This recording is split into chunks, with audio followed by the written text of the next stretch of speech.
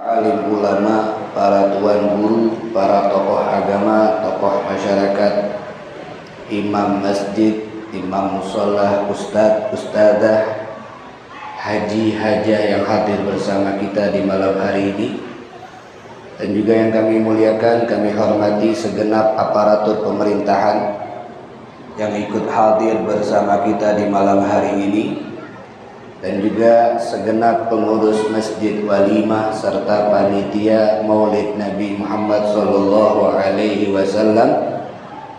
Kemudian yang kami muliakan dan kami banggakan hadirin hadirat muslimin muslimat yang dirahmati oleh Allah Subhanahu wa taala. Alhamdulillah, kita ucapkan syukur kepada Allah atas nikmat taufik Allah kehendakkan kita untuk di malam ini duduk bersama mengenang, mengingat, menyebut, mengagungkan, memuliakan, menghormati seorang manusia yang sudah dimuliakan sebelum kita memuliakannya, yang sudah diingat oleh makhluk-makhluk sebelum kita mengingatnya, yang sudah ditunggu-tunggu kedatangannya sebelum kita menunggu kedatangannya, yaitu Nabi Muhammad SAW. Beliau ini adalah sumber rahmat. Menyebut namanya mendatangkan rahmat. Membaca sejarah kehidupannya memberikan rahmat buat kita. Membaca sifatnya, membaca pribadinya, membaca kesehariannya pun juga itu bisa mendatangkan rahmat buat kita. Bersolawat dan salam juga kepadanya itu memberikan rahmat kepada kita. Terbukti dalam hadis Rasulullah bersabda, "Man shalla alayya wahidatan, sallallahu biha asyrah." Orang yang bersolawat kepadaku satu kali, maka Allah balas untuk dia 10 rahmat. Kita bersolawat kepada Nabi Muhammad satu kali, kita mengucapkan salam kepada Nabi Muhammad satu kali, kita mendapatkan 10 rahmatnya Allah. Dan rahmatnya Allah adalah sesuatu yang selalu kita butuhkan saat kita hidup di atas dunia ini. Karena tidak akan bisa orang itu mendapatkan nikmat ibadah kalau dia tidak ada rahmat Allah. Bahkan nanti di hari kiamat, seseorang itu tidak akan bisa masuk ke dalam surga murni dengan amalnya, tapi dia bisa mendapatkan surga selain amalnya itu karena ada bantuan rahmatnya Allah Subhanahu wa ta'ala. Makanya banyak sekali riwayat cerita yang menjelaskan orang-orang itu mendapatkan keuntungan karena rahmat Allah, sebab Nabi Muhammad SAW, baik itu orang masih hidup apalagi orang yang sudah meninggal. Apa yang kita lakukan hadirin hadirat di malam ini, jangan kita pikir kita saja yang mendapatkan keuntungannya. Tidak. Kalau kita hadiahkan pahala, kita bersalawat di malam ini kepada orang tua kita yang sudah meninggal, kepada keluarga kita, guru kita yang sudah meninggal, maka mereka pun juga mendapatkan keuntungan di alam kubur mereka. Salah satu bukti, Al-Imam Syekh Yusuf bin Ismail An-Nabhani menyebutkan dalam salah satu kitabnya, ini cerita beliau ambilkan daripada Al-Imam As-Sakhawi. Al-Imam As-Sakhawi bercerita, dahulu kala di masa Al-Imam Hasan Al-Basri, seorang tabi'in, orang yang berjumpa dengan sahabat Nabi. Al-Imam Hasan Al-Basri didatangi oleh seorang perempuan ingin mengadu cerita kepada Imam Hasan. Setelah datang di rumah Imam Hasan, dia berkata, "Wahai Imam Hasan, saya punya putri beberapa hari yang lalu sudah meninggal. Dan saat ini saya tidak lagi bisa bertemu dengan putri saya. Tapi terkadang sampai saat ini saya rindu dengan putri saya." Saya ingin sekali bertemu lagi dengan putri saya, walaupun melalui alam mimpi saya. Sehingga saya ingin bertanya kepada kamu, wahai imam, apakah ada amalan yang kalau saya lakukan itu bisa membuat saya bermimpi ketemu dengan putri saya, untuk mengobati rasa rindu saya ini. Maka Imam Hasan Al-Basri pun mengajarkan, wahai ibu, nanti malam, setiap malam kalau bisa kau lakukan, selepas kau sholat isya, sebelum kau tidur, maka sholatlah sunnah 4 rakaat. Di setiap rakaatnya kau membaca surat Al-Fatihah 1 kali dan surat At-Takatsur 1 kali. Itu surat Al-Hakumut Takatsur kau baca 1 kali di setiap rakaatnya. Selesai sholat 4 rakaat, kau berbaring di atas tempat tidurmu, kau bersolawat kepada Nabi Muhammad sepanjang kau tidur, sepanjang kau berbaring sampai kau tertidur. Jadi tidak ada batasan, terus solawat sampai ketiduran. Wah subhanallah, di malam hari itu pun Allah subhanahu wa ta'ala memberikan nikmat kepada ibu tersebut. Dia bermimpi ketemu dengan putrinya, tapi dia dapatkan putrinya dalam keadaan tidak baik. Dia dapatkan putrinya sedang mendapatkan siksaan. Tangannya dirantai, kakinya dirantai, lehernya dibelenggu dengan apa yang ada dari neraka Allah subhanahu wa ta'ala. Sehingga kaget dan terkejut ini seorang ibu. Kemudian dia terbangun dari tidurnya sedih, menangis, melihat keadaan anaknya sedang mendapatkan siksaan.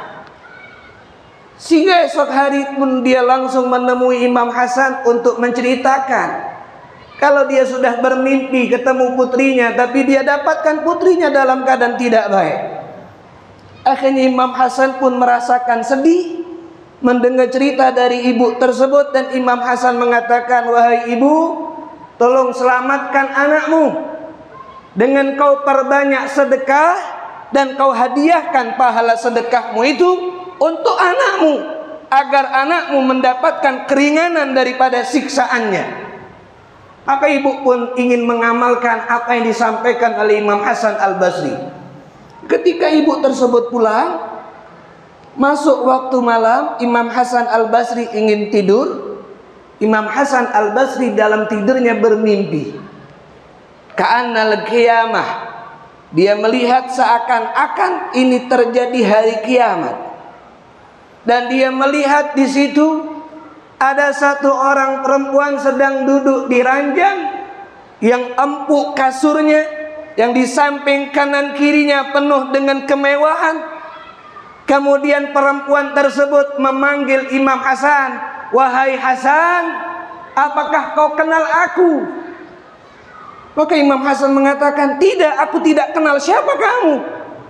Maka kata perempuan tersebut, aku adalah putri dari seorang ibu yang kau ajarkan untuk sholat sunnah sekian rakaat. Selesai sholat untuk perbanyak sholawat agar ibu bisa ketemu dengan aku. Aku adalah putrinya. Maka kaget Imam Hasan, tadi ibu mau cerita kalau kamu keadaannya tidak baik saja. Sekarang kenapa saya jumpai kamu dalam keadaan begitu nikmat? Maka dikatakan oleh anak tersebut, betul yang dikatakan oleh ibuku, ibuku tidak bohong. Aku bersama 70.000 orang sedang mendapatkan siksaan di dalam kubur. Tetapi datanglah di perkuburan kami satu orang soleh. Dia bersolawat kepada Nabi Muhammad 1 kali, dan dia hadiahkan pahala solawat tersebut kepada kami yang ada di dalam kuburan ini. Maka berkat solawat itu kami dapat keringanan rahmat Allah, sehingga kami tidak lagi disiksa oleh Allah subhanahu wa ta'ala. Semua itu terjadi karena Nabi Muhammad sallallahu alaihi wa alihi wa sahbihi wasallam. Orang yang mendapatkan kiriman pahala solawat itu bisa dapat keringanan azab. Bagaimana orang yang semasa hidupnya memperbanyak solawat kepada Nabi Muhammad sallallahu alaihi wa alihi wa sahbihi wasallam. Apalagi solawatnya kita, salamnya kita itu Allah sampaikan kepada Nabi. Ketika kita sholat, Bapak Ibu, dalam sehari semalam kita mengucapkan Assalamu alayka ayyuhan nabiyyu wa rahmatullahi wa barakatuh. Sholatnya kita sedang mengucapkan salam kepada Nabi, dan salamnya kita itu didengar oleh Nabi. Bahkan Nabi pun menjawab salamnya kita. Hanya saja telinga kita terhijab sehingga tidak bisa mendengar suara balasan daripada salamnya Nabi. Karena Nabi Muhammad mengatakan, tidaklah ada umatku mengucapkan salam kepadaku, melainkan Allah kembalikan ruh kepada jasadku untuk aku menjawab salamnya. Ketika kita mengucapkan salam, Nabi menjawab salamnya kita. Hanya telinga kita yang tidak bisa mendengar, sebab telinga ini masih dengan penuh kotoran dosa. Itu yang menghalangi untuk kita mendengar salamnya beliau. Ada ulama-ulama kita terdahulu kala, mereka yang terbuka hijabnya, mereka bisa mendengar jawaban salam dari Nabi Muhammad sallallahu alaihi wasallam. Siapa yang tidak senang kalau mengucapkan salam, salamnya dijawab? Apalagi mengucapkan salam kepada orang yang dia cintai, dan orang yang dia cintai menjawab salamnya. Semuanya pasti merasakan gembira. Maka dahulu kala ada seorang Nabi Muhammad pernah berjalan. Nabi di tengah jalan itu Nabi berjumpa dengan seorang budak. Budak tersebut sedang duduk sedih nangis. Sehingga Nabi yang punya sifat tidak ingin orang lain susah didatangi oleh Nabi. Ditanya, wahai fulan, kenapa kau sedih? Kenapa kau nangis? Duit tuanku hilang, wahai Rasulullah. Aku dak kate duit untuk gentio. Sedangkan duit tersebut oleh tuanku diperintahkan untuk aku beli baju. Kalau duit tadi dak doku, dak ada, maka aku tak bisa beli baju dan aku bakal dimarahi. Sehingga ditanya oleh Nabi, berapa duit yang kau diberikan oleh tuanmu yang hilang? 4 dinar ya Rasulullah. Maka Rasulullah pun langsung memberikan kepada budak tersebut, ini uang 4 dinar untuk menggantikan duit tuanmu yang hilang. Kau beli apa yang diperintahkan oleh tuanmu. Berangkatlah ini budak ke pasar untuk membeli yang diperintahkan oleh tuannya. Ketika sudah belanja, Nabi pun mendapatkan ini budak duduk lagi, nangis lagi. Ditanya, kenapa kau sedih lagi? Bukankah sudah kukasihkan uang dan kau bisa beli pakaian? Iya ya Rasulullah, sudah kujadikan duit yang kau kasihkan untuk beli baju. Sudah kubeli, ini bajunya ya Rasulullah. Terus kenapa kau nangis? Aku takut kalau aku balik aku bakal dimarahi, sebab aku keluar ini sudah terlalu lama. Karena lama nyari duit yang hilang tadi. Aku takut kalau balik bakal dimarahi. Apa kata Nabi? Jangan kau takut. Aku yang akan antarkan kau balik, dan aku yang akan menyampaikan kepada tuanmu. Berjalanlah mereka berdua. Sampailah ketika Rasulullah di rumah tuan budak tersebut. Nabi mengucapkan salam. Assalamualaikum warahmatullahi ahlal bait. Itu yang punya rumah. Dengan ada suara Rasulullah mengucapkan salam, mereka senangnya bukan main. Mereka jawab salamnya Nabi, tapi sengaja mereka jawabnya pelan. Karena mereka para sahabat mengenal bagaimana sifatnya Nabi. Nabi itu kalau berkunjung ke rumah orang pasti mengucapkan salam, dan Nabi akan ucapkan salam sebanyak 3 kali. Kalau salam pertama belum ada jawaban, salam kedua belum ada jawaban, salam ketiga belum ada jawaban, maka Nabi balik. Itu akhlaknya Nabi Muhammad sallallahu alaihi wasallam. Nah, ketika salam yang pertama, itu orang yang di rumah mendengar, tapi dia jawabnya pelan, Waalaikumsalam. Tujuannya biar Nabi ucapkan salam lagi, biar rumah kami ini penuh dengan doa dari Nabi. Hebat sahabat ini. Tak galak dia sia-siakan. Akhirnya Nabi kedua kali, Assalamualaikum warahmatullahi, diucap lagi, Waalaikumsalam. Karena 2 kali tak dengar jawaban, akhirnya Nabi 3 kali mengucapkan Assalamualaikum warahmatullah. Akhirnya mereka baru menjawab dengan keras, sebab kalau tak dijawab Nabi balik, Waalaikumsalam warahmatullahi wabarakatuh. Langsung mereka keluar membukakan pintu. Mereka senang, ya Rasulullah, ada apa kau datang ke rumah kami ya Rasulullah? Maka kata Rasulullah, ini budakmu aku antarkan. Tadi dia kehilangan duit kau, kemudian dia sudah kukasihkan dan dia sudah belikan baju yang kalian pinta, dan dia takut kalian marah kalau dia balik telat. Maka aku minta tolong jangan kau marahi ini budak, karena telatnya dia bukan disengaja, tapi dia bingung karena duitnya hilang. Aku minta tolong jangan kau marahi ini budak. Apa Tuhan tersebut? Ya Rasulullah, karena budak ini kau sampai datang ke rumah kami. Mungkin kalau kau tak ketemu dengan budak kami ini, mungkin kau tak bakal mampir ke rumah kami. Sebab budak ini kau mampir, maka sekarang ya Rasulullah, aku merdekakan dia karena Allah. Dia lagi bukan jadi budakku, tapi jadi orang yang merdeka. Senangnya dia bukan main.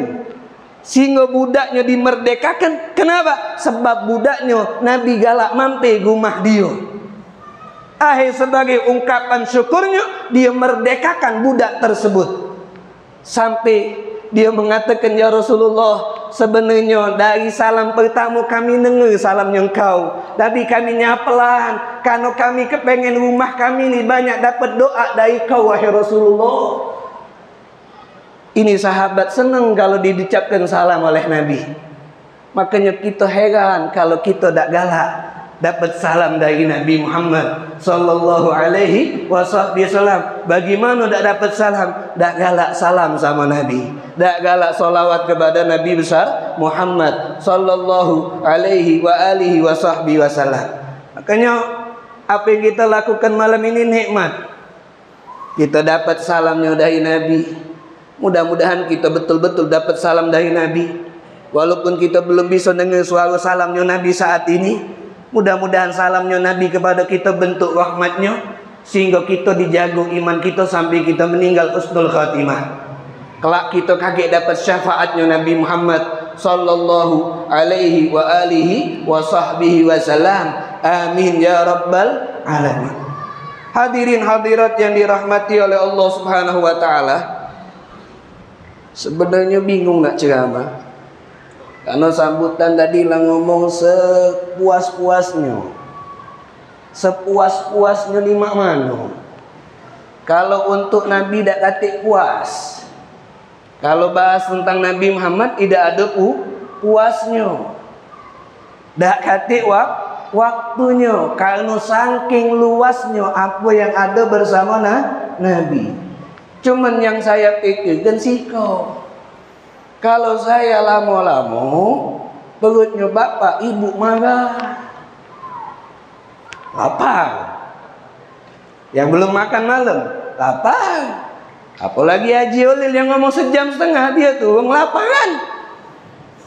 Jadi ala kulihal ceramahnya saya tidak panjang, tidak dengar. Insya Allah apa yang disampaikan itu menambahkan keluar dari tempat ini semangat dan cinta kita untuk berjuang bersama Nabi besar Muhammad sallallahu alaihi wasallam. Baik Bapak Ibu yang dirahmati oleh Allah, malam ini saya tidak bahas Nabi gimana, tapi saya akan bahas beberapa sifatnya Nabi. Nabi itu punya sifat. Karena Allah Subhanahu wa taala muji Nabi apa? Wa innaka la'ala khuluqin azim. Sungguhnya engkau di atas akhlak yang agung. Kalau sudah Allah yang mengatakan, maka sudah Nabi Muhammad itu manusia yang paling mulia sudah. Sifat Nabi itu sifat yang paling mulia. Apa sifatnya Nabi? Nabi Muhammad itu terkenal dengan sifat ahlul wafa. Apa itu ahlul wafa? Wong yang tidak pernah lupa akan kebaikan orang. yang selalu berusaha membalas jasa orang yang pernah berbuat baik dengan dia. Walaupun orang yang berbuat baik dengan dia sekali ataupun kebaikannya itu kecil, tetap dibalas kebaikannya oleh Nabi. Tak pernah dilupa oleh Nabi Muhammad. Bukan hanya manusia, benda mati pun yang baik sama Nabi itu tak pernah dilupa oleh Nabi. Tak pernah dilupa oleh Nabi.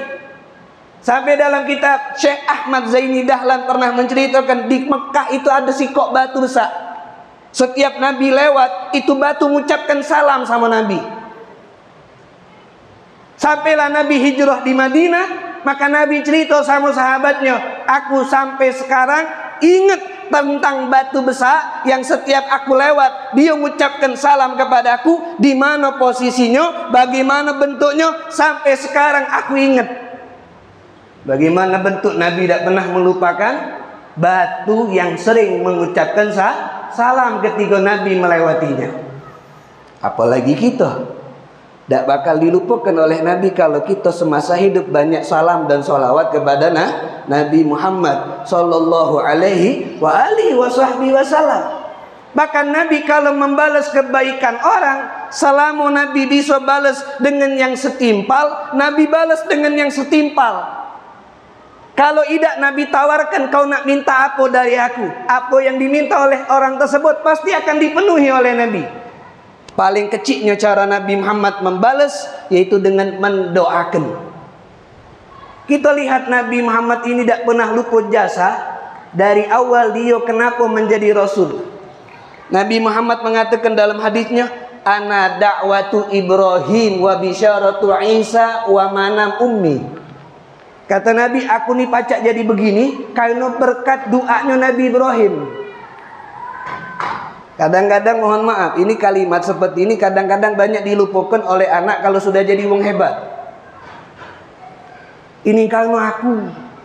Dia luar pernah ngomong, ini berkat doa wong tuaku. Ini Nabi Muhammad tak lupa dengan jasa kakek moyangnya Nabi Ibrahim. Dia ngomong, aku jadi begini karena anak dakwatu Ibrahim. Karena ini adalah berkat doanya Nabi Ibrahim.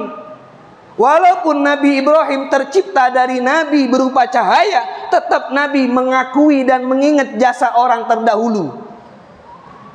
Apa itu? Ketika Nabi Ibrahim selesai daripada membangun Ka'bah atas perintah Allah, kan Nabi Ibrahim berdoa, Rabbana wa ba'ath fihim rasulan minhum yatlu alaihim ayatihi wa yuzakkihim wa yu'allimuhumul kitab wal hikmah. Ya Allah, utuslah seorang rasul dari kalangan mereka, dari orang Mekah. Siapa yang akan diminta oleh Nabi Ibrahim? Seorang rasul dari orang Mekah, kalau bukan Nabi Muhammad. Sebab tidak ada nabi selain Nabi Ibrahim dan Nabi Ismail yang berasal dari Mekah. Semuanya datang dari negeri Syam. Hanya Nabi yang lahir dari kota Mekah. Berarti doa tersebut yang diminta oleh Nabi Ibrahim adalah kelahiran Nabi Muhammad sallallahu alaihi wasallam. Bahkan Nabi Muhammad mengatakan, aku pun juga begini karena bisyarah, kabar gembira daripada Nabi Isa alaihi salam. Ketika Nabi Isa ngomong sama Bani Israel, wa idh qala Isa bin Maryama ila bani Israel, inni Rasulullah ilaikum.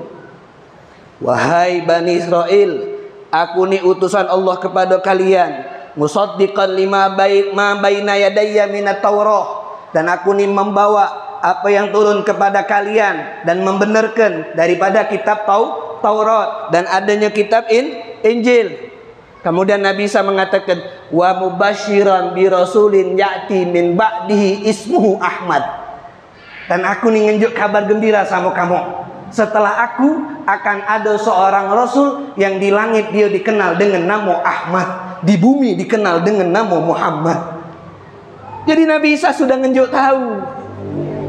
Nabi Isa sudah ngabarkan sama Bani Israel, ada kabar gembira buat kalian, akan datang seorang Rasul setelah aku yang dia dikenal di langit dengan nama Ahmad. Kenapa Nabi Muhammad dikenal langit dengan nama Ahmad? Sebab Nabi adalah makhluk yang paling hebat memuji Allah ketika ada di langit. Dan kenapa di bumi disebut dengan Muhammad? Karena menjadi isim maf'ul, karena berkat dia hebat memuji Allah, sehingga di bumi dia yang dipuji oleh makhluk Allah. Sallu ala Nabi Muhammad. Ini bagaimana Nabi tidak lupa dengan jasa orang-orang terdahulu. Aku nih ada berkat doanya Nabi Ibrahim. Aku nih begini karena kabar gembira yang disampaikan oleh Nabi Isa. Bahkan aku begini karena mimpi yang dialami oleh ibuku. Bahkan ibunya Nabi sebelum meninggal, ketika di perjalanan dari Madinah ke Mekah, saat salam keadaan sakratul maut, itu ibu Nabi hanya ditemani oleh Ummu Aiman dan Rasulullah yang masih usianya 6 tahun. Kemudian ini ibunda Nabi Aminah mandang wajah Nabi yang masih kecil 6 tahun. Dia ngomong, wahai putraku, jikalau mimpiku ini betul, mimpi yang selama ini kulihat itu betul, maka kau akan jadi nabi akhir zaman, wahai anakku.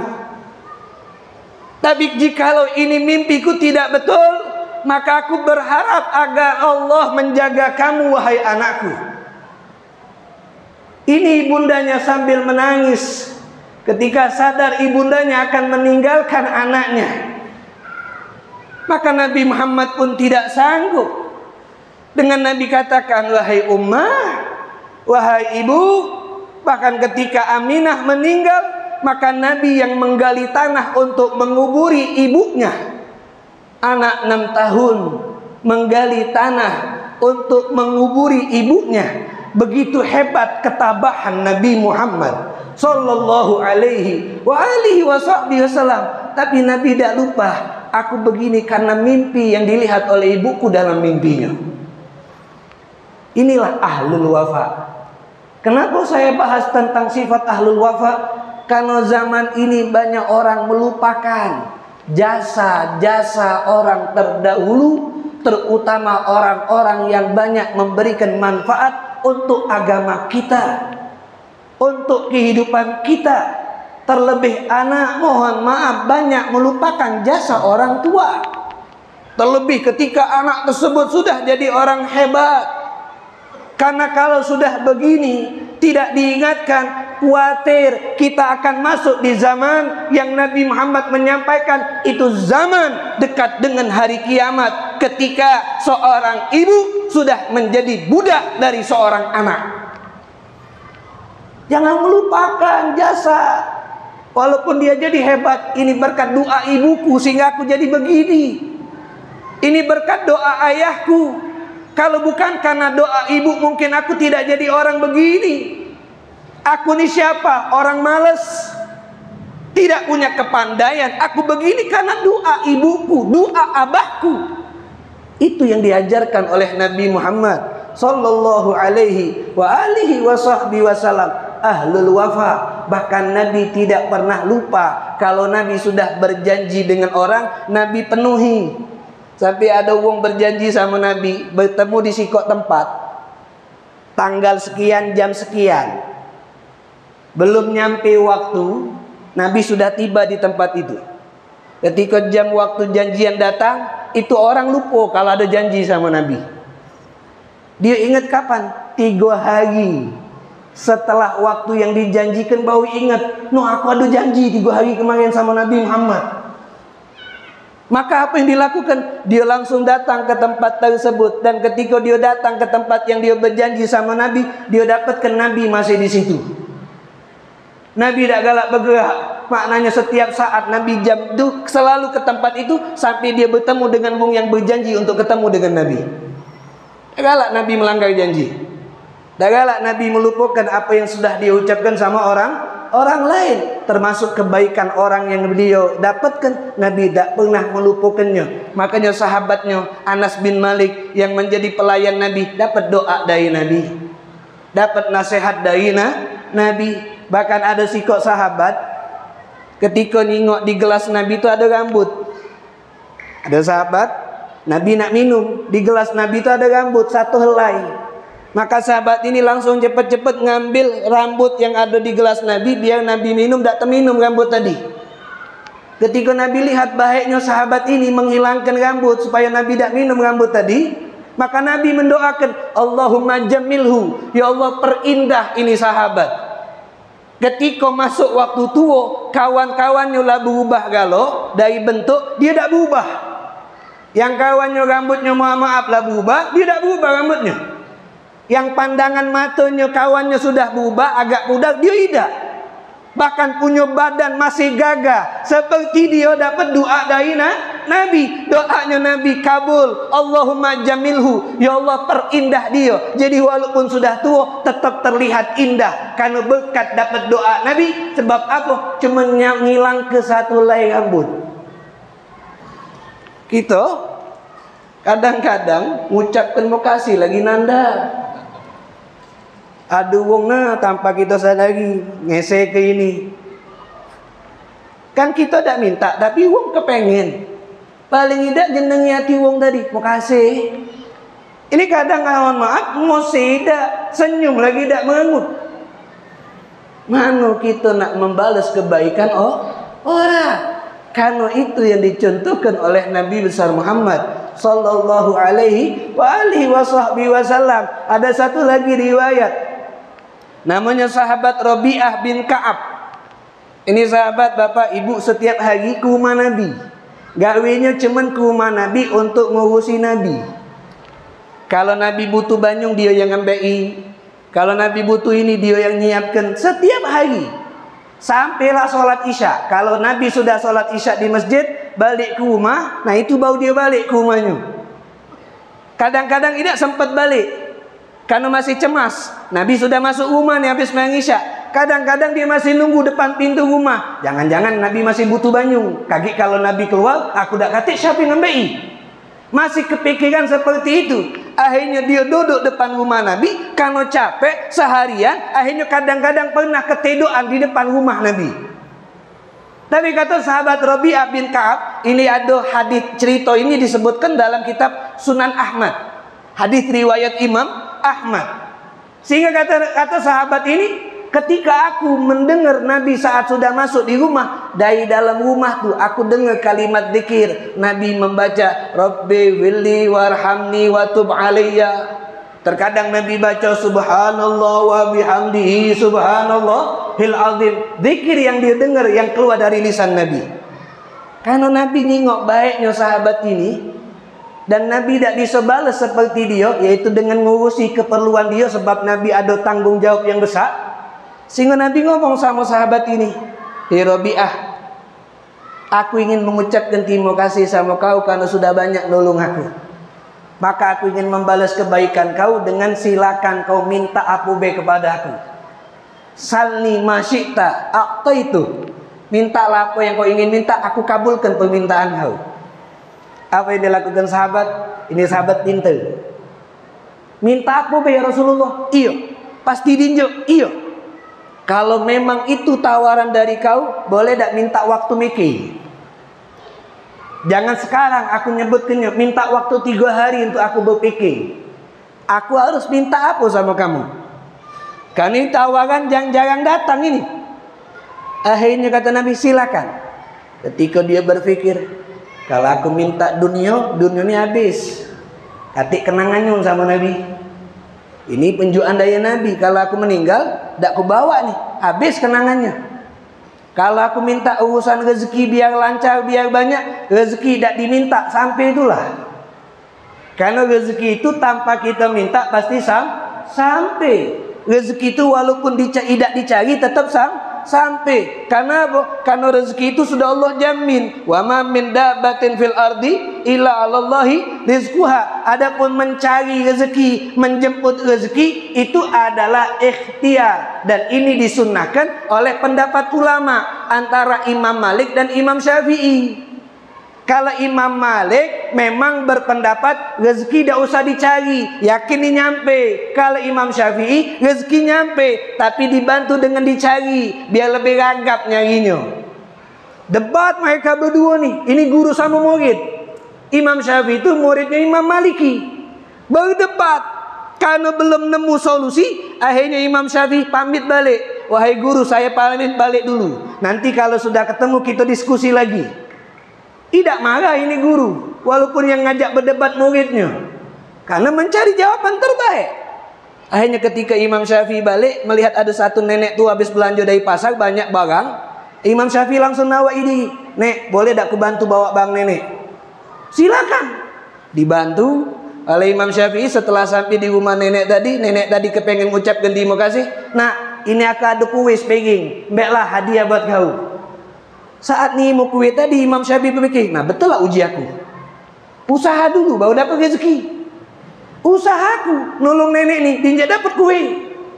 Akhirnya tak jadi balik. Aku nak ketemu guru aku Imam Maliki, nak menjelaskan pendapat aku paling tepat.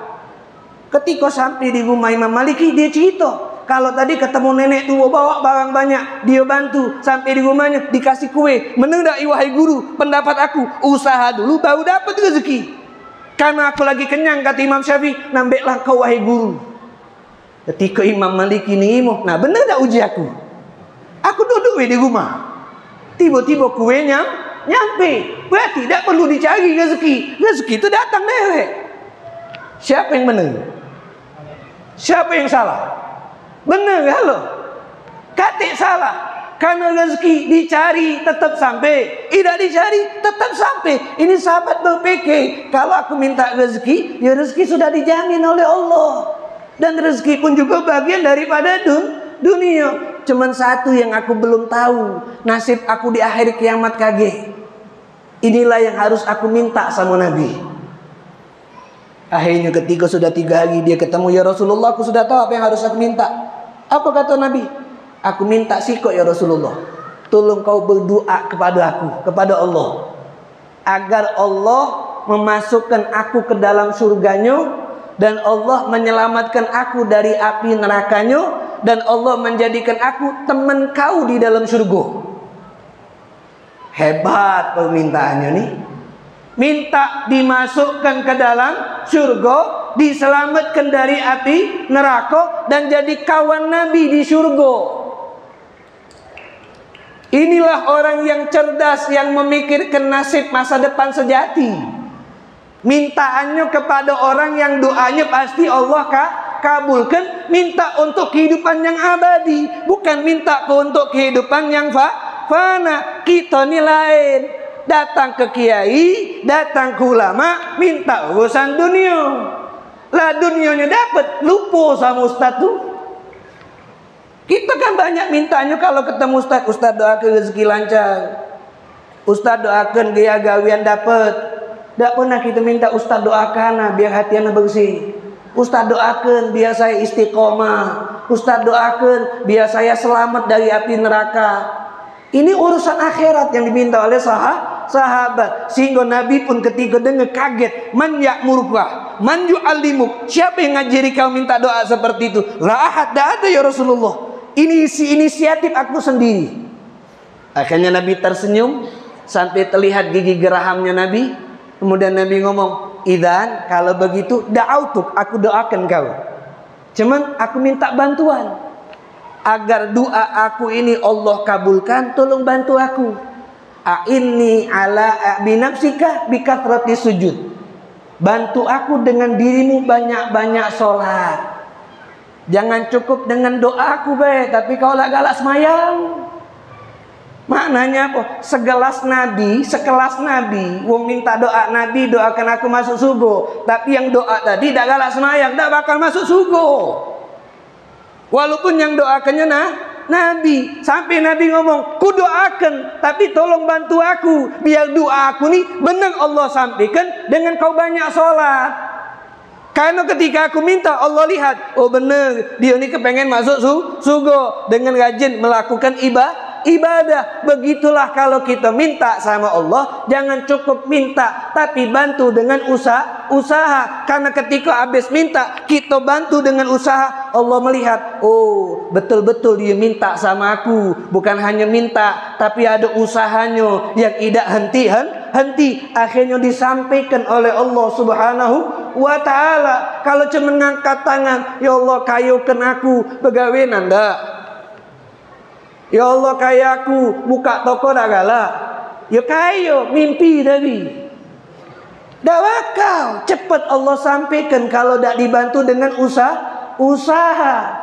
Wong itu perlu usaha. Siti Maryam dapat kurma saat pengen makan kurma, disuruh usaha. Wa huzzi ilaiki bijid'in nakhlah. Makanya hebat ajarannya Nabi Muhammad sallallahu alaihi wasallam. Ini sifat Nabi yang pertama, ahlul wafa, membalas kebaikan orang, tidak melupakan jasa orang yang sudah berbuat baik dengan dia. Kemudian Bapak Ibu yang dirahmati oleh Allah Subhanahu wa taala, sifat Nabi Muhammad yang kedua yang perlu kita contoh juga adalah Nabi Muhammad sallallahu alaihi wasallam kalau bermuamalah dengan manusia, bermuamalah, berhubungan masyarakat dengan orang lain, Nabi lebih mendepankan sifat menyenangi wong. Tidak pernah galak Nabi kalau lagi berhubungan dengan orang, berbicara dengan orang, membuat orang tersebut jadi kecewa. Makanya kalau ditanya siapa pendengar cito sejati, Nabi Muhammad. Nabi itu kalau ada wong cito sama dia, Nabi pasang kuping nian. Tinggalkan aktivitas, Nabi fokus untuk dengar ke cerita dia. Bahkan bukan hanya dengar, Nabi hadapkan gainya untuk melihat wong yang cerita tadi. Jadi yang cerita senang, bukan main didengar oleh Nabi, dengan fokus. Itu akhlaknya Nabi. Kita ni belum bisa, saya dewek belum bisa, apalagi kalau ngomong sama wong tua. Kadang-kadang wong tua ngajak ngomong serius. Ini yang saya alami dewek. Karena ini sudah zamannya HP, tak pacak lepas dari HP. Ini umi saya kadang, saya ini tegawan buat saya juga. Kadang-kadang balik ke Palembang, karena saya sudah tinggal di Segayam 2 tahun ini, kadang balik Palembang. Kalau dulu memang setiap hari ketemu, kalau sekarang ini dah setiap hari ketemu wong tua. Kalau lagi balik Palembang, umi saya cerita, Mil begini. Kadang karena kesibukan tadi, akhirnya sambil main HP. Saat baca sejarah Nabi, ya Allah, jauh dari akhlak Nabi. Nabi itu kalau sama wong biasa cerita didengar kenian, diawasi gai wong cerita. Ini wong tua saya dewek kadang-kadang dengar sengah seadanya be. Karena sambil sibuk main HP, apalagi nak nyingok gai kadang tidak. Akhlak Nabi. Ini hal sepele kadang. Karena terjengok, cuma denger biasa be, jangan sambil ngawasi. Sementing denger aku nih, walaupun sambil main HP, walaupun sambil ini, denger aku, tahu apa yang dia omongi. Tapi wong yang ngomong tuh kadang-kadang punya perasaan, denger tak dia nih? Jangan egois sama diri kita. Kan wong yang ngomong, denger tak dia omongan aku Karena dia sibuk main HP, kigo-kigo, paham tak aku ngomong apa? Tapi kalau kita dengan ini yang adepi, senang wong tuh. Walaupun dia bercerita tuh sedih, tapi dia merasa senang. Kenapa? Dihargai apa yang dia sedang sampaikan. Akhlak Nabi yang punah saat ini. Tak usah kita jauh-jauh, di rumah kita kadang hilang hal tersebut. Pendengar sejati itu sudah hilang. Kalau Nabi Muhammad pukul rata sama orang, baik keluarganya ataupun sahabatnya atau siapapun. Tapi kalau kita ni tidak, kita ni menjadi pendengar sejati kalau sama wong lain. Tapi kalau sama keluarga dewek, tidak. Anak sama orang tua, biasa dengarnya. Tapi kalau kawan cerita sampai berdaluan, dia siap dengar ke. Mana kita ingin menghargai perasaan keluarga dan orang tua? Mana akhlaknya Nabi besar Muhammad sallallahu alaihi wa alihi wasallam? Itu yang pertama. Yang kedua, Nabi Muhammad sallallahu alaihi wasallam kalau ketemu wong yang sejenis, yang laki-laki, Nabi pasti berjabat tangan.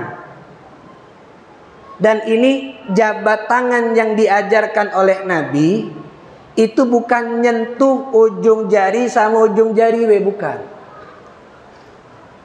Jabat tangan yang diajarkan oleh Nabi bersentuhan jempol dengan jempol. nempel. Inilah cara jabat tangannya Nabi. Ketika tangan sudah sama-sama nempel, Nabi tidak mau melepaskan tangannya terlebih dahulu sampai wong itu melepaskan tangannya dewek. Karena Nabi tidak kepengen kalau dilepaskan tangannya buat wong tadi kecewa. Ayo cepetnya Rasulullah lepaskan tangannya dari aku. Nabi biarkan tangannya dipegang oleh orang tersebut sampai orang itu melepaskan tangannya.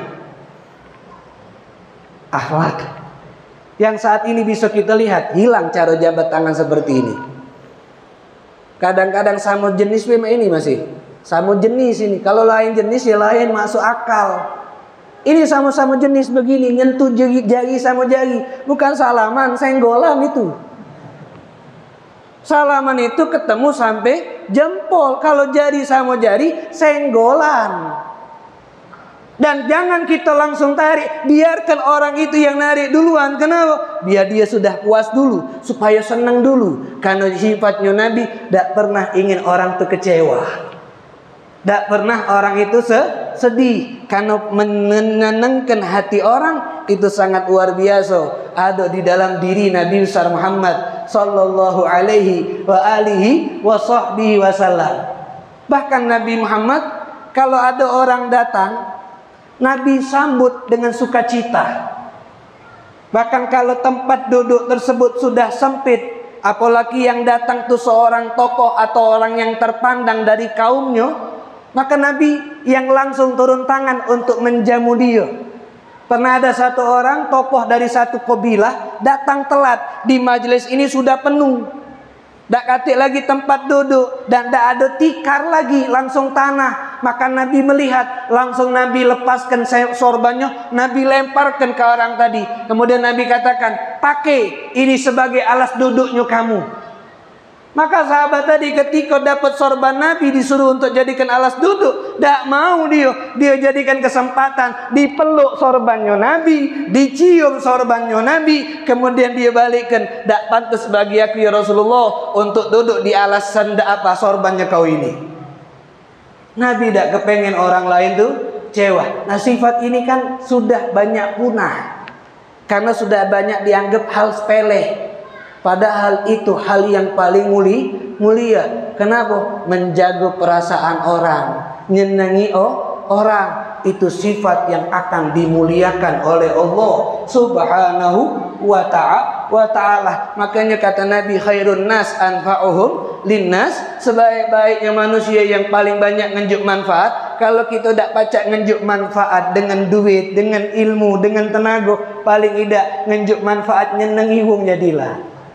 Gimana nyenangi wong? Kalau ketemu salam, kalau ketemu senyum, jadilah nyeneng wong tuh. Niku, walaupun senyum kita ini penuh makna, ada apa?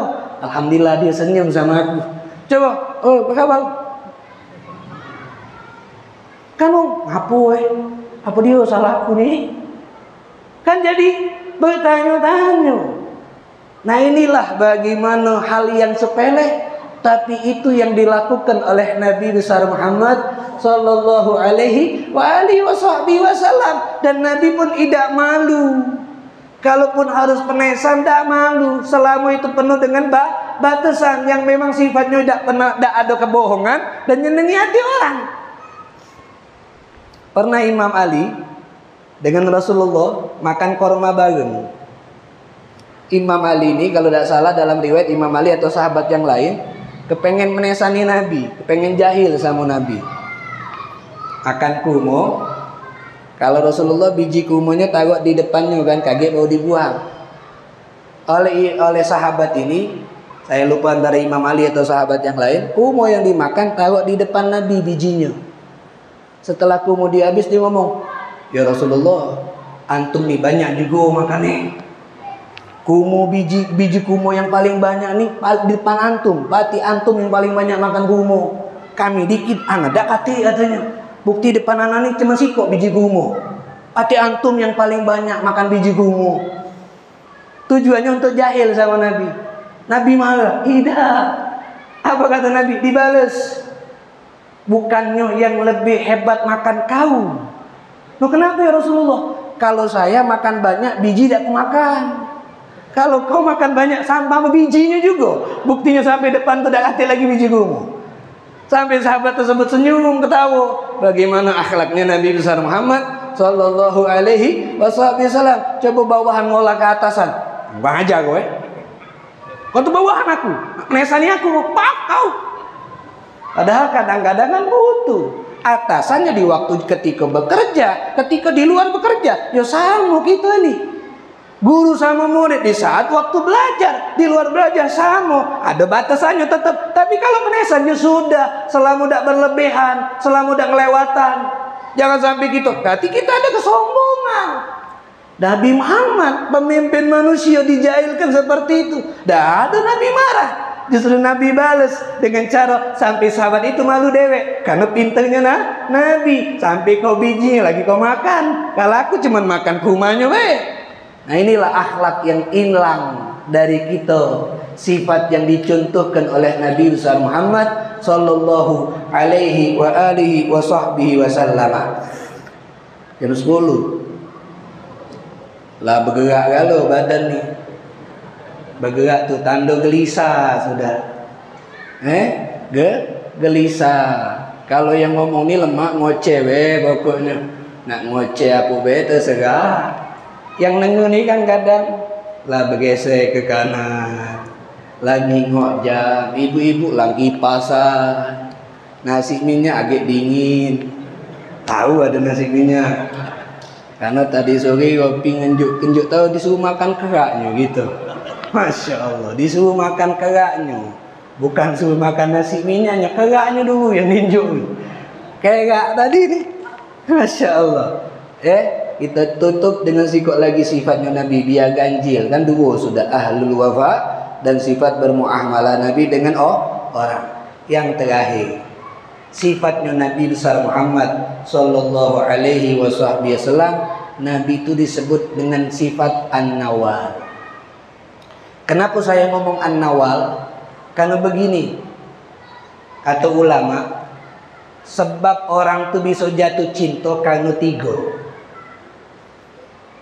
Sebab orang tuh bisa cinta sama orang lain karena tiga. Pertama karena jamal. Apa jamal? Keindahan. Lanang jatuh cinta sama betino karena betino tuh cantik. Betino jatuh cinta sama lanang karena lanang tuh belaga. Memang belaga cantik ini relatif. Ndak pacak dipukul rata. Istri ngomong suaminya, suami aku paling belaga si dunia ini. Kalau orang lain ngomong, suami kau paling buruk. Relatif. Orang itu cinta karena jamal, keindahan, kecantikan, ketampanan.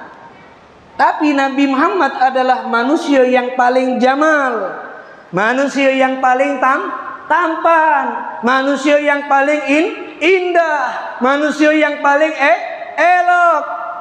Sehingga dikatakan oleh Hasan Ats-Tsabit dalam qasidahnya, khuliqta mubarra'an min kulli aibin. Kau ini diciptakan ya Rasulullah, bentuk fisikmu tidak ada cacat. Kalau secantik-cantiknya orang pasti ada cacatnya. Setampan-tampannya laki-laki ada kurangnya. Nabi Muhammad tidak kata kurangnya. Ada wong putih, tinggi, belaga, hidung mancung, mata sipit, kurang. Ada orang hidungnya mancung, putih kulitnya, tapi bebeknya kurang bagus atau giginya hilang, kurang sempurna. Tapi Nabi Muhammad tidak ada kurangnya, sempurna fisiknya Nabi Muhammad. Jadi kelas kita mencintai karena jamal, ada sama Nabi. Yang kedua, sebab orang jatuh cinta itu karena kamal, sempurna. Makanya nama saya alhamdulillah Kamil, isim fa'il, orang yang sempurna. Artinya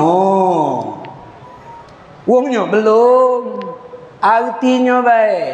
Makanya ada kitab yang bernama Muhammad Al-Insanul Kamil, Nabi Muhammad manusia yang sempurna. Itu Nabi Muhammad. Kalau saya ini cuma namanya Kamil, orang yang sempurna, tapi wongnya masih banyak kurang. Karena tidak ada manusia yang sempurna 100% selain Nabi besar Muhammad sallallahu alaihi wasallam. Nabi sempurna, akal Nabi paling sempurna, hati Nabi paling sempurna, kekuatan tubuh Nabi paling sempurna. Tapi hebatnya untuk kekuatan tubuh Nabi, Allah berikan dua. Bukan hanya kekuatan tubuh, tapi syaja'atul qalbi, keberanian hati. Karena kalau cuman kuat badan tapi tidak ada keberanian hati, kekuatan badannya digunakan untuk yang ida-ida. Tapi karena ada keberanian hati, akhirnya Nabi tidak semena-mena menggunakan kekuatan tubuhnya. Dia gunakan kekuatan tubuhnya untuk mendatangkan ridho Allah. Bukti kuat tubuhnya Nabi. Nabi lagi lapar dalam perang Khandaq, ada batu yang terikat di perutnya. 3.000 sahabat tidak bisa mecahkan batu yang besar. Nabi 3 kali pukulan, pecah batu tersebut. Lapar itu Nabi. 3 hari sudah tidak makan, tapi batu yang besar 3 kali pukulan pecah. Sahabat 3.000 tidak ada sanggup yang memecahkan, menunjukkan betapa kuatnya kekuatan tubuhnya Nabi. Berbeda sama kita, laparnya bengak, kenyangnya lolo. Ini manusia zaman sekarang. Kalau lagi lapar diajak ngomong tidak nyambung.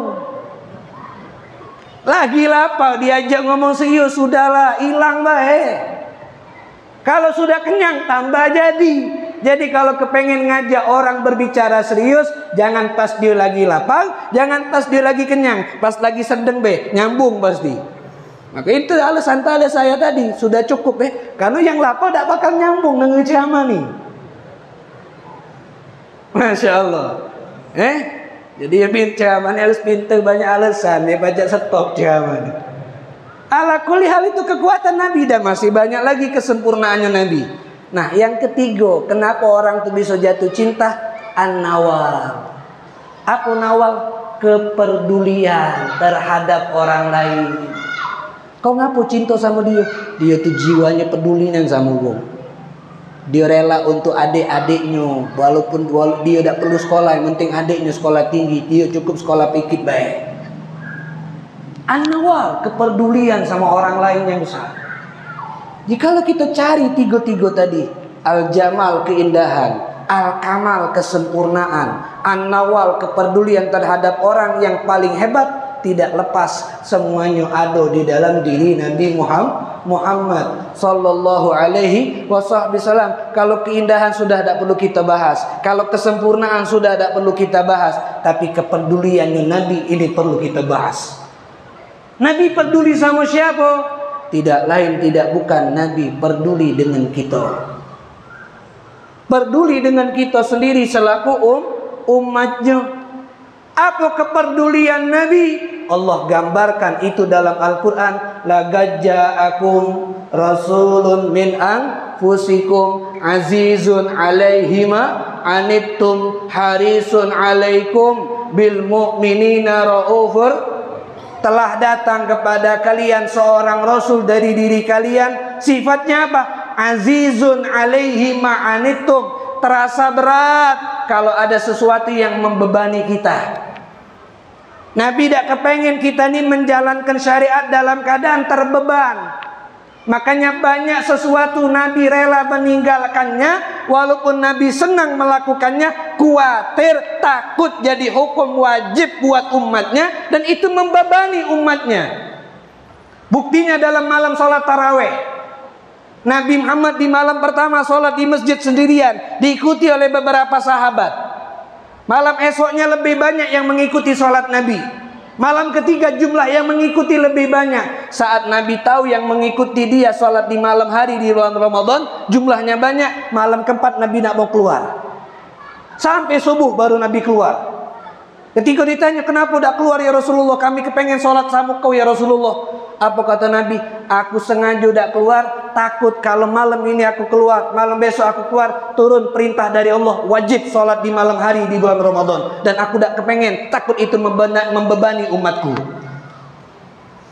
Sampai urusan siwak yang kata Nabi Muhammad ini sangat Disunnahkan. Nabi sampai ngomong, laula an asyqa ala ummati la amartuhum bisiwak inda kulli shalah. Kalau aku tidak takut maki siwak ini membebankan umatku, kuwajibkan umatku pakai siwak di setiap sholat. Tapi takut kalau diwajibkan nyusahkan kaget, makanya tidak jadi wajib. Nak pengen Nabi itu kita nih jalankan syariat sahur, tidak kepengen.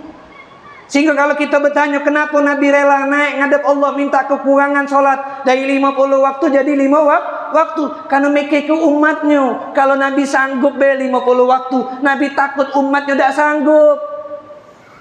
Nabi perhatian sama kita, tidak kepengen kita ni sulit. Sampai paling hebatnya disifatkan oleh Allah, Nabi Muhammad itu minta sama Allah agar syariat yang Allah berikan sama umat terdahulu itu syariat yang berat, syariat yang susah, minta dihilangkan. Apa syariat umat terdahulu yang susah? Kalau umat Bani Israel, istrinya lagi haid, tak boleh. Bukan hanya tak boleh tidur sekamar berhubungan tubuh, tak boleh makan semeja, tak boleh tinggal serumah. Kalau istrinya lagi haid Bani Israel harus keluar, pindah ke rumah lain sampai suci, baru balik lagi ke rumah dia. Kan nyusahkan.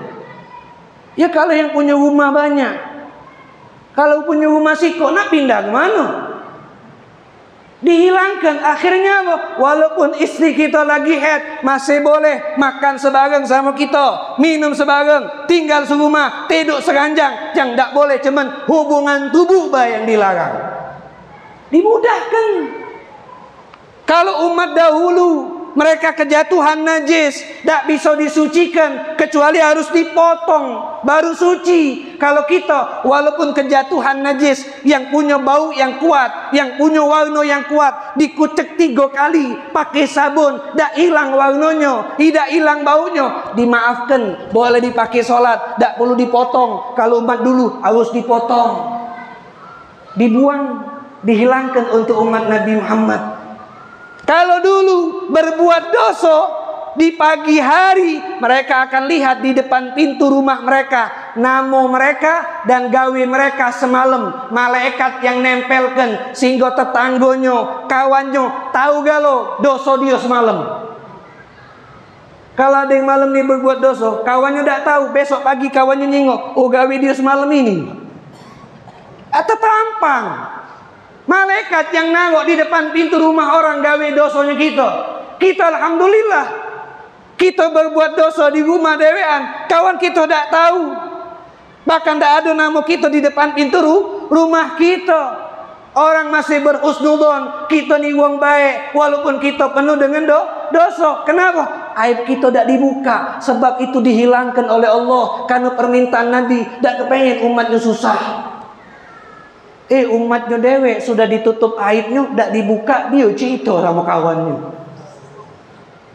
Makanya Nabi ngomong, kullu ummati mu'afa, umatku ni yang berbuat salah dimaafkan, illal mutajahirin, kecuali yang terang-terangan dan dia galak cerita apa yang dilakukan sama kawannya. Makanya kalau berbuat dosa cukup, kalau sudah taubat sudah, tak usah diceritakan, apalagi cerita dengan penuh kebanggaan, aku nah. Ini yang akan menghalangi kita untuk dapat ampunan Allah. Kalau umat terdahulu kepengen taubat dari dosa yang mereka lakukan, itu tidak cukup dengan istighfar. Kalau pernah berbuat salah dengan matanya, kepengen taubatnya diterima, harus dicongkel matanya. Kalau berbuat salah dengan telinganya, kepengen taubat diterima, harus dipotong. Tapi kita tidak perlu begitu. Cukup kita minta ampun sama Allah. Cukup taubat nasuha, cukup nyesal atas kesalahan yang kita lakukan, dimaafkan oleh Allah. Bahkan malaikat atid yang ditugaskan untuk mencatat keburukan kita saat kita berbuat dosa, saat malaikat atid nak nyatet, malaikat raqib yang di kanan ngomong, tunggu dulu, jok waktu 6 jam. Kalau selama 6 jam dia bertobat, jangan kau catat dosanya, aku yang mencatat kebaikan buat dia. Betapa sayangnya Nabi buat kita. Azizun alaihima. Bagaimana kita tak cinta sama Nabi. Nabi tak kepengen kita susah. Ini urusan syariat, ini urusan apalagi kaget urusan hari kiamat. Ketika di hari kiamat itu, di depan surga tuh ada mimbar-mimbar miliknya para nabi dan rasul. Setiap mimbar yang terbuat dari permata berlian surga itu sudah diduduki oleh semua nabi dan rasul. Cuma satu mimbar belum ada nabi dan rasul yang duduk di situ. Setelah dilihat ternyata mimbar yang kosong itu adalah mimbarnya Nabi Muhammad. Kemana perginya Nabi? Tak galak duduk di mimbarnya depan surga. Nabi pergi ke mahsyar, nyinggung umatnya yang sedang menunggu giliran untuk dihisab. Menunggu umatnya yang sedang dihisab, dalam keadaan cemas, dalam keadaan bingung, sedih. Sehingga Allah bertanya sama Nabi Muhammad, apa yang kau kepengen aku lakukan sama umatmu, wahai Muhammad? Maka Nabi Muhammad mengatakan, ajil hisabahum, percepat hisabnya mereka ya Allah. Maka dengan permintaan Nabi, sepertiga umat Nabi Muhammad kaget, dimasukkan ke dalam surga tanpa melewati hisab. Mudah-mudahan kita yang masuk sepertiga itu. Kemudian Nabi dah senang, Nabi belum puas. Nabi sedih lagi, ditanya, kenapa? Permudah hisab mereka ya Allah. Akhirnya sepertiga umat Nabi yang kedua dimudahkan hisabnya dan mereka masuk surga. Sampai ketika Nabi minta semuanya langsung masuk surga, Allah mengatakan ada umatmu yang disiksa dulu dalam neraka. Nabi tidak galak balik ke surga, Nabi keliling ke neraka, nunggu malaikat Malik dapat izin dari Allah agar mengeluarkan umatnya yang ada di dalam neraka. Maka itulah makna daripada ketika turun ayat sama Nabi, wala saufa yu'tika rabbuka fatarda, akan betul-betul kami berikan kepada kamu wahai Nabi Muhammad sesuatu yang membuat engkau ridho, sesuatu yang buat kau puas. Maka Nabi mengatakan, ya Allah, aku tidak akan ridho, aku belum puas kalau satu daripada umatku masih kau siksa di dalam nerakamu ya Allah. Siapa yang kepengen umatnya selamat di hari kiamat? Kita yang ada kalau ada orang jahat sama kita sumpah serapa biar orang tu masuk neraka, biar mati seraka masuk neraka. Tapi Nabi Muhammad sejahat-jahat umatnya, yang semasa hidup tak galak berjalan di jalannya, yang tak mau 100% ikut aturannya, Nabi masih berharap kalau dia meninggal beriman sama Allah sama Nabi, tak kekal di dalam neraka. An-Nawal, kepeduliannya sangat besar kepada kita. Dan kita perlu juga punya rasa peduli ini kepada umat Nabi Muhammad. Apa yang kita bisa berikan sama umat Nabi Muhammad ini untuk menyelamatkan mereka, terutama menyelamatkan agama mereka, menyelamatkan akhirat mereka. Kalau kita tidak bisa ngajar, di situ ada pengajian, kita sebarkan, ajak orang untuk duduk di pengajian, supaya selamat galau. Kita melo andil untuk apa? Untuk keselamatan orang. Walaupun cara kita cuma ngajak untuk uang duduk di pengajian, untuk uang duduk di tempat belajar ilmu agama. Terlebih hadirin hadirat, kita hidup di zaman yang sudah banyak fitnah, yang sudah nampak di depan kita. Yang tadinya wong ini kejingoan baik berubah jadi wong jahat. Yang tadinya wong ini istiqomah sekarang melenceng, tidak jadi wong istiqomah. Kenapa? Karena iman ini bisa diubah oleh Allah kalau kita tidak teguhkan dengan ilmu, kemudian kita amalkan ilmu tersebut. Inilah bagaimana An-Nawal, kepeduliannya Nabi Muhammad sallallahu alaihi wa alihi wasallam. Harisun alaikum, Nabi kepengen kita ni dapat pahala yang banyak. Walaupun umur kita ni pendek-pendek, tapi pahala kita banyak. Buktinya apa? Allah unjuk sama kita Lailatul Qadar. Lailatul Qadri khairun min alfi syahr. Lailatul Qadar semalam lebih baik daripada 1000 bulan. 80 tahun lebih. Yang kita punya umur tak semuanya nyampe 80 tahun, tapi pacak dapat pahala seperti ibadah 80 tahun. Ibadah salat ini lain, ibadah puasa inilah lain pahalanya, ibadah sedekah ini lain pahalanya. Ibadahnya mudah, ibadahnya dengat, tapi pahalanya besar. Harisun alaikum, sangat tamak kita ni dapat pahala. Bil mu'minina raufun rahim. Kalau sama mukmin, Nabi lembut, Nabi sayang, Nabi menunjukkan perhatiannya yang lebih besar. Sampai perhatian Nabi tak pernah mikir ke dirinya, dia cuma mikir ke umatnya. Setiap malam Nabi nangis berdoa, bukan untuk dirinya tapi untuk umatnya. Coba kita bayangkan, kita hadirkan saat itu kejadian yang terjadi sama Nabi.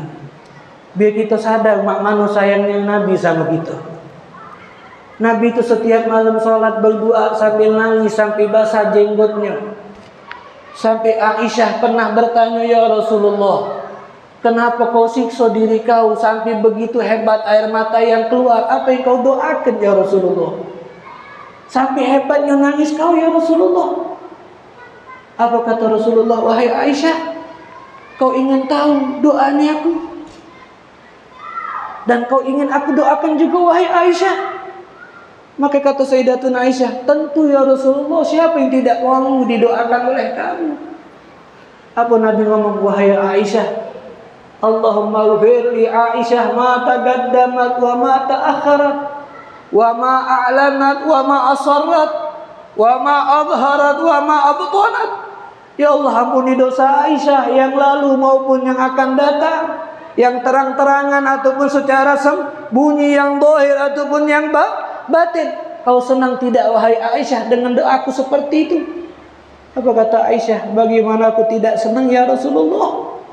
Didoakan oleh kau dengan air mata untuk aku dapat ampunan dosa.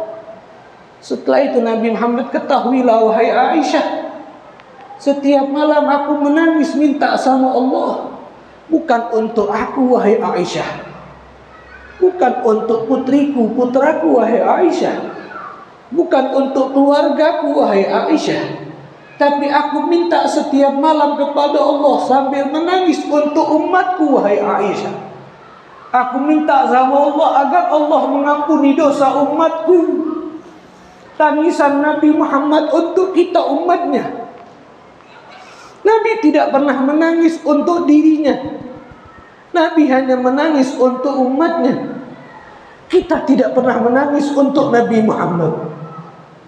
Kita lebih sering menangis untuk diri kita.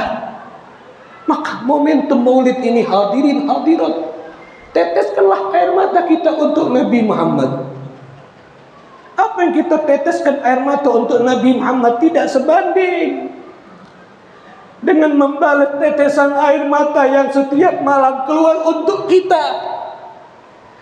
Kita tidak pernah berdoa untuk Nabi Muhammad. Kita menangis kalau kita sedang ada masalah. Kita menangis kalau kehilangan dunia.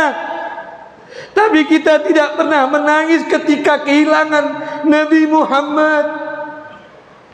Sedangkan Nabi Muhammad menangis kalau kita hilang dari jalannya Nabi Muhammad. An-Nawwab, sifat yang amat agung daripada sifatnya Nabi besar Muhammad sallallahu alaihi wa alihi wa sahbihi wasallam. Maka dengan ini kita minta sama Allah agar keluar dari tempat ini kita lebih perhatian terhadap Nabi Muhammad, lebih peduli terhadap sunnah-sunnahnya Nabi Muhammad, lebih ingin berjalan di jalan yang sudah penuh tumpah darah diperjuangkan oleh Nabi Muhammad. Dan kita ingin kelak nanti di hari kiamat bukan hanya kita dapat syafaatnya Nabi Muhammad, tapi Allah izinkan mata kita sebelum kita meninggal kita bermimpi ketemu Nabi Muhammad. Ya Allah, izinkan mata kami untuk mimpi ketemu Nabi Muhammad. Ya Allah, muliakan kedua mata kami sebelum kami meninggal ingin mandang wajah Nabi Muhammad. Jangan kau haramkan mata kami ya Allah. Walaupun kami sadar kami banyak dosa dengan mata kami ya Allah, tapi kami berharap kepadamu ya Allah. berharap akan kasih sayang-Mu kepada kami umat Nabi Muhammad. Kami cinta kepada Nabi Muhammad, kami rindu kepada Nabi Muhammad. Maka izinkan kedua mata kami ya Allah, sebelum kami menutup mata ini selama-lamanya, kami sudah pernah memandang wajah Nabi Muhammad, walaupun itu di alam mimpi kami ya Allah, agar kami tidak menjadi umat yang celaka, karena kami tidak bisa memandang wajah Nabi Muhammad. Sebab Nabi Muhammad pernah mengatakan di dalam hadisnya, wailun liman lam yarani yaumal qiyamah, celaka bagi orang yang tidak bisa melihat aku di hari kiamat. Jangan kau haramkan kami untuk melihat Nabi ya Allah, jangan kau jadikan kami orang yang celaka ya Allah, jadikan kami orang yang mulia, dengan kami bisa memandang, dengan kami bisa melihat wajah Nabi Muhammad dan berkumpul bersama Nabi Muhammad sallallahu alaihi wasallam. Dan ya Allah ya Rahman ya Rahim, kami minta kepadamu dengan berkah Nabi Muhammad, orang tua kami yang sudah meninggal, ampuni dosa mereka ya Allah, angkat derajat mereka ya Allah, lapangkan kuburan mereka ya Allah, terangkan kuburan mereka ya Allah, masukkan mereka ke dalam surga-Mu berkat rahmat-Mu dan rahmat Nabi Muhammad.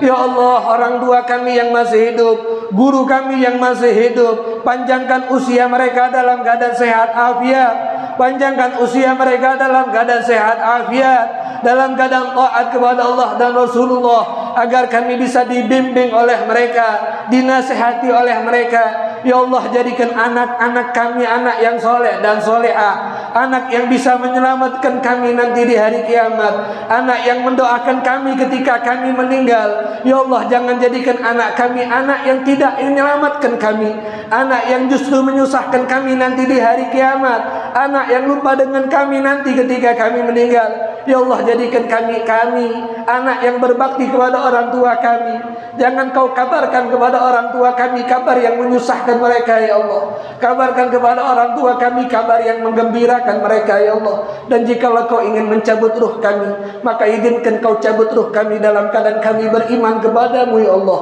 dalam kami beriman kepadamu ya Allah, dalam keadaan kami sujud kepadamu ya Allah, dalam keadaan husnul khatimah. Dan izinkan kami saat kami meninggal, terakhir kalimat yang kami ucapkan, la ilaha illallah, la ilaha illallah, la ilaha illallah, agar kami dimasukkan ke dalam surga-Mu, dikumpulkan bersama orang-orang yang la ilaha illallah dan pemimpinnya la ilaha illallah Nabi Muhammad sallallahu alaihi wasallam. Allahumma berkahi desa kami, berkahi bangsa kami, berkahi negeri kami, berikan kepada pemimpin kami sifat amanah, sifat jujur, sifat penakut kepadamu ya Allah. Ya Allah, jagalah orang yang hidup bersama kami, berikan perlindungan-Mu kepada mereka ya Allah. Rabbana atina fid dunya hasanah wa fil akhirati hasanah wa qina adzabannar wa adkhilna jannata ma'al abrar ya azizu ya ghafar ya sattar ya rabbal alamin. Wa sallallahu ala sayyidina Muhammad wa ala alihi wa sahbihi wa sallam, walhamdulillahi rabbil alamin. Inilah yang bisa saya sampaikan, kurang lebihnya saya mohon maaf. Wassalamualaikum warahmatullahi wabarakatuh.